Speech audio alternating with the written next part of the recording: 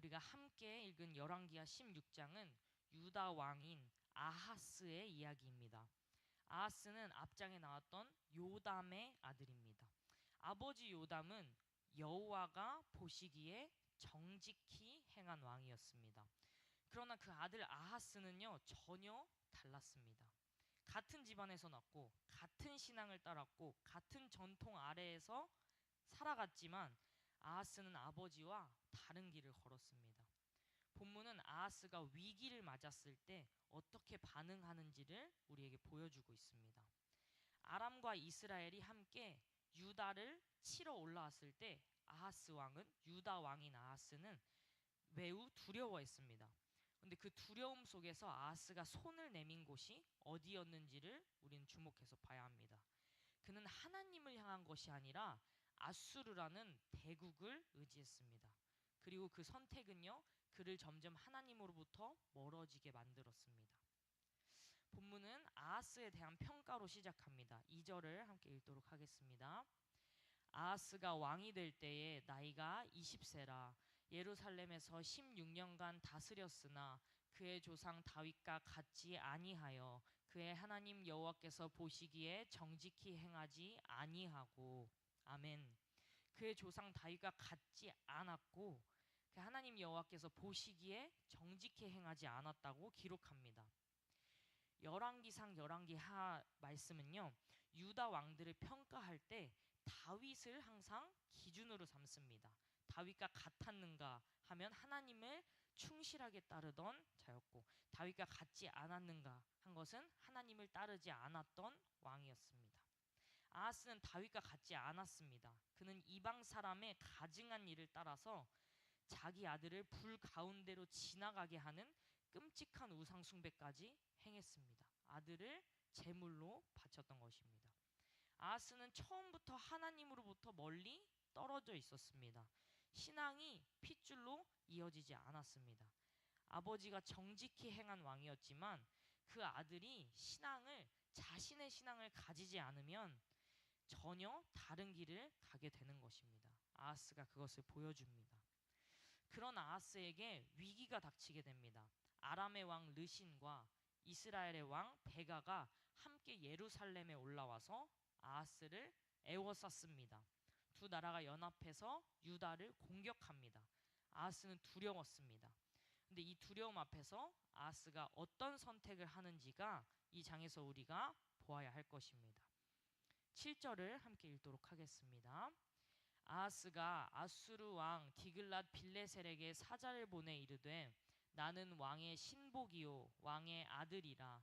이제 아람 왕과 이스라엘 왕이 나를 치니 청하건대 올라와 그 손에서 나를 구원하소서 하고. 아멘. 아하스는요, 아수르 왕에게 손을 바로 내밉니다. 그리고 그에게 한 말을 보시기 바랍니다. 나는 왕의 신복이며 왕의 아들이라 라고 말합니다.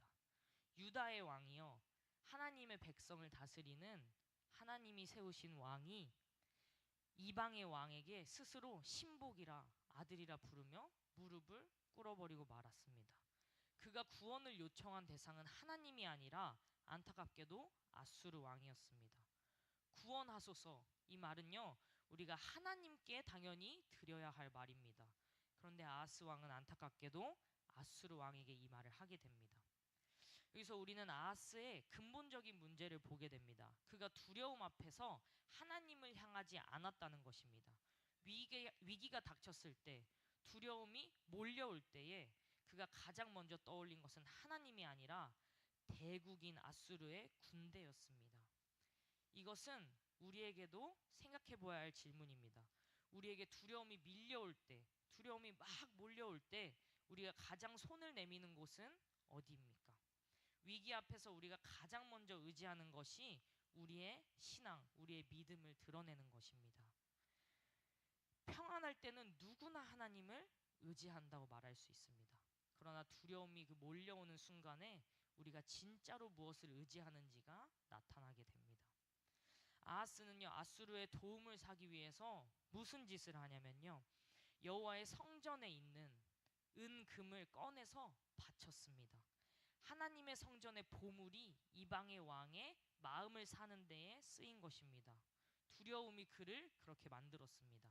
하나님을 의지하지 않는 자는 결국 하나님이 허락하신 것, 하나님의 것까지 내어주며 사람을 의지하게 되기도 합니다.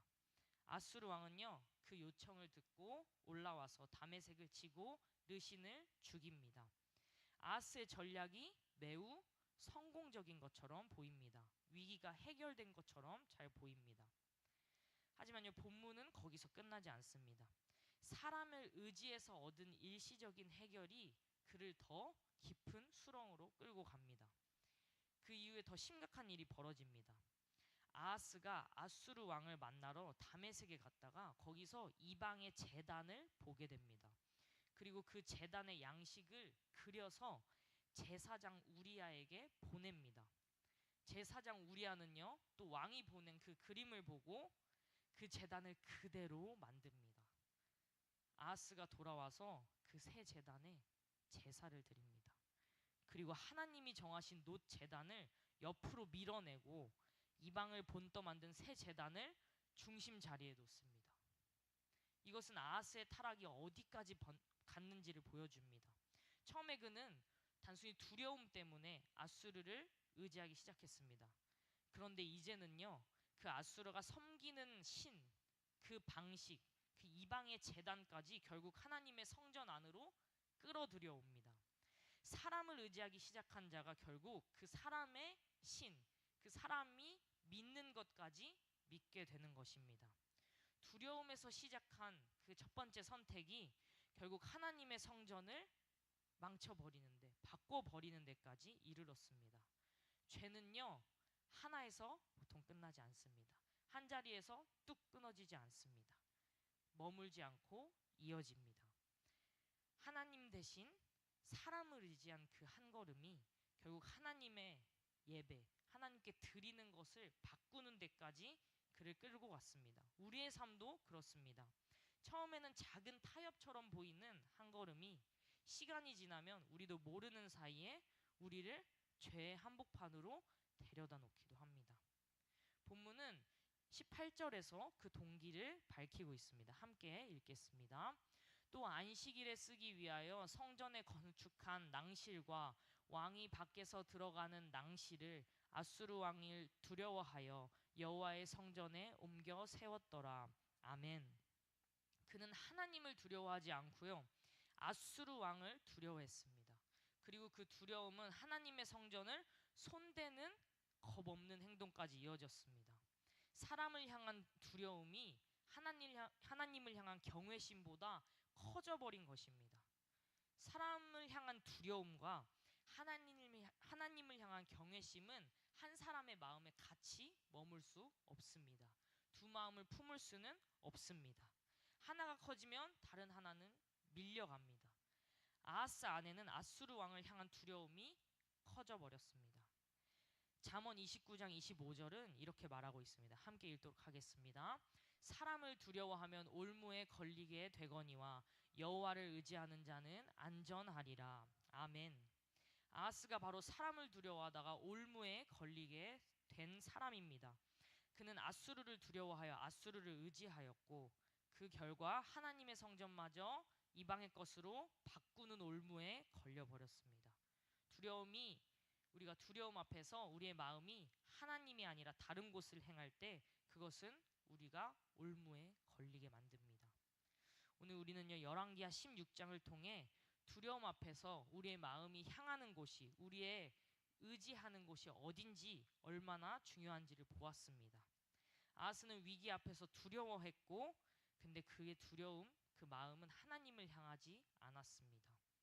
그는 아수르 왕에게 손을 내밀었고 하나님의 성전 은금까지 바쳤고 결국 그 이방의 제단까지 본떠 만들어서 하나님의 성전 안에 두었습니다. 두려움에서 시작한 그 첫 번째 선택이 그를 점점 하나님에게서 멀어지게 했습니다. 이 본문은 우리에게도 묻고 있습니다. 우리가 두려움 앞에 섰을 때 우리의 마음은 어디로 향합니까? 우리에게도 위기가 옵니다. 두려움이 밀려오는 순간이 많이 있습니다. 건강의 문제일 수도 있고 가정의 문제일 수도 있고 어떤 문제에 대한 막막함, 그런 것들이 우리에게 있습니다. 그 순간 우리가 가장 먼저 손을 내미는 곳이 우리의 믿음을 드러냅니다. 아하스처럼 사람을 향해, 세상을 향해 손을 내미는지, 아니면 하나님을 향해 손을 내밀며 무릎 꿇고 엎드려 기도하는지, 같은 두려움이라도 그것이 하나님을 향하면 기도가 되고 사람을 향하면 올무가 됩니다. 아하스의 비극은 그가 두려워했다는 것이 아닙니다. 그의 두려움, 그 상황에서 그의 마음이 하나님을 향하지 않았다는 것입니다. 두려움 자체는요, 죄가 되지 않습니다. 하지만 그 두려움을 가졌을 때 우리가 어떻게 행동하는지는 우리를 죄의 길로 이끌 수도 있고 하나님이 기뻐하시는 방향으로 이끌 수도 있습니다. 누구에나 두려움이 찾아옵니다. 그 두려움을 가지고 어디로 가느냐가 우리의 삶의 방향을 결정합니다. 다윗은 두려울 때 하나님께 부르짖었습니다. 시편에서 다윗은 이렇게 고백합니다. 함께 시편 56편 3절 읽도록 하겠습니다. 내가 두려워하는 날에는 내가 주를 의지하리이다. 아멘. 한 번 더 읽도록 하겠습니다. 내가 두려워하는 날에는 내가 주를 의지하리이다. 아멘. 같은 두려움이지만 다윗은 그 두려움을 가지고 하나님 앞에 섰습니다. 아하스는 그러지 못했습니다. 그 차이가 한 사람은 하나님의 사람으로 만들었고 한 사람은 하나님의 성전을 더럽힌 왕으로 만들었습니다. 오늘 본문은요, 한 왕으로 끝납니다. 20절에 보면 아하스가 죽고 그의 아들 히스기야가 대신하여 왕이 되었다고 기록합니다. 아하스가 더럽힌 성전을요, 다음 장에서 그의 아들 히스기야가 회복하게 됩니다. 아버지는 두려움 때문에 성전을 무너뜨렸지만 아들은 하나님을 의지하여 그것을 다시 세우게 됩니다. 두려움이 하나님을 향할 때, 그 우리가 의지하는 마음이 하나님께 쏟아질 때 하나님께서는 무너진 것을 다시 세우십니다. 이 새벽에 우리 마음에 있는 두려움을 한번 생각해 봤으면 좋겠습니다. 그 두려움을 가지고 어디로 가시겠습니까? 두려움이 밀려올 때 세상이나 사람의 힘이 아니라 하나님을 향하여 다윗이 했던 고백처럼 내가 두려워하는 날에 주를 의지합니다 했던 고백처럼 우리가 고백하길 소망합니다. 모든 두려움을 가지고 믿음으로 하나님 앞에 나아가는 저와 여러분 되기를 주님의 이름으로 축복합니다. 기도하겠습니다.